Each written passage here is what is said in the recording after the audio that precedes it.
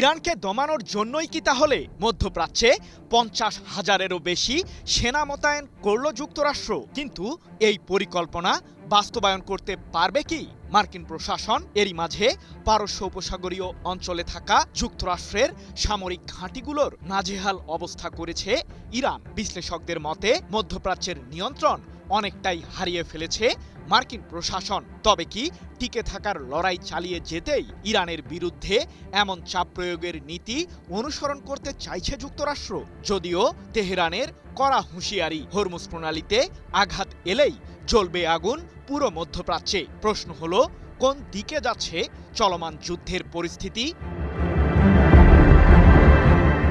শুধুমাত্র ইরানকে ঘায়েলের জন্যই স্মরণকালের মধ্যে সবচেয়ে বেশি সামরিক শক্তি মধ্যপ্রাচ্যে মোতায়েন করেছে যুক্তরাষ্ট্র। পাশে আছে আগ্রাসী ইসরায়েলও। কিন্তু এত কিছুর পরও ইরানের সরকার কাঠামোকে ভেঙে দিতে সফল হয়নি ইহুদিবাদীরা। তবে পাল্টা জবাবে যুক্তরাষ্ট্র ও ইসরায়েলের বেশ নাজেহাল অবস্থাই করেছে ইরানের সামরিক বাহিনী। জানা গেছে, চলতি মাস থেকে পুনরায় শুরু হওয়া যুদ্ধে এখন পর্যন্ত মধ্যপ্রাচ্যের কমপক্ষে ৫টি দেশে থাকা মার্কিনীদের সামরিক স্থাপনাগুলোকে ধ্বংস করেছে তেহরান, যার মাঝে শুধুমাত্র বাহরাইন ও কুয়েতে থাকা ঘাঁটিগুলোতেই বারবার মিসাইল হামলা চালিয়েছে ইরানের সামরিক বাহিনী। আর এতেই পুরোপুরি কুলকিনারাহীন হয়ে পড়েছে মার্কিন কেন্দ্রীয় কমান্ড।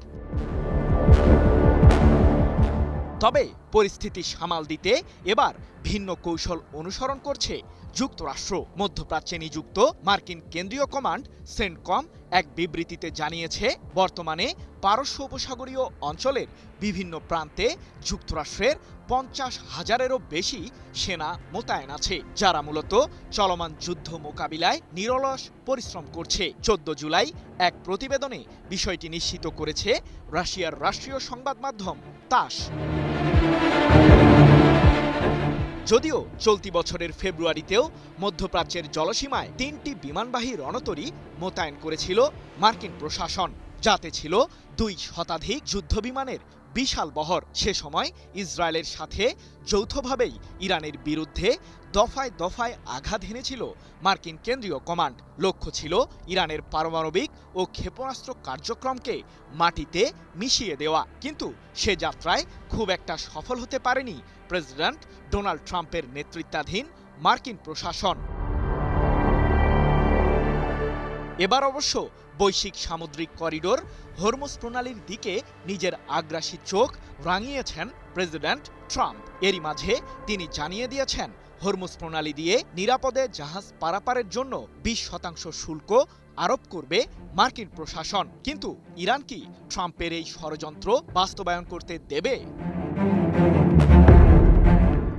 ইরানের শক্তিশালী সশস্ত্র বাহিনী কোনো অবস্থাতেই হরমুজ প্রণালীর ব্যবস্থাপনায় অন্য কোনো রাষ্ট্রকে হস্তক্ষেপ করতে দেবে না, এমনটি জানিয়ে দেশটির শীর্ষ সামরিক কমান্ড খাতামাল আম্বিয়ার কেন্দ্রীয় সদর দপ্তরের মুখপাত্র ইব্রাহিম জুলফাগারি বলেছেন, আমাদের সশস্ত্র বাহিনীর অনুমোদন ছাড়া কোনো জাহাজ হরমুজ প্রণালী অতিক্রম করতে পারবে না। আঞ্চলিক দেশগুলোকে সতর্ক করে বলছি, যুক্তরাষ্ট্রকে যে কোনো ধরনের সহযোগিতা কিংবা তাদের আগ্রাসী সামরিক বাহিনীকে রসদ সরবরাহ করলে কঠোর জবাব দেবে তেহরান। এই সংঘাত বিস্তৃত হলে পুরো মধ্যপ্রাচ্যেই আগুন জ্বলবে। হরমুজ প্রণালীর ব্যবস্থাপনায় যুক্তরাষ্ট্রকে হস্তক্ষেপ করতে দেবে না ইরান।